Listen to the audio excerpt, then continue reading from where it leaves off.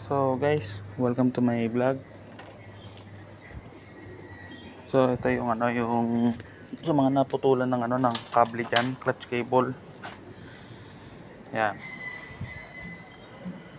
Ang kasukat po natin na is pang TMX 155. Yung short. Yan, mas malambot siya ngayon. Tapos ngayon, pagdating sa dulo, lalagyan niyo siya ng ganito, yung adjustable. May mga luma kayong lever. Lalagay niyo siya dito. So yan.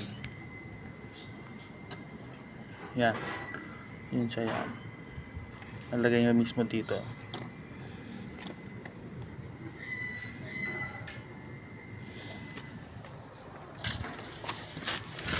Yan din pinadaan lang dito. Hindi ko yung nilusot sa manibela kasi mabebend siya. Yan.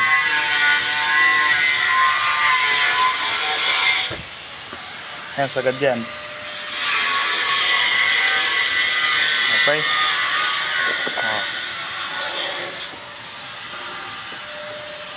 So yun lamang.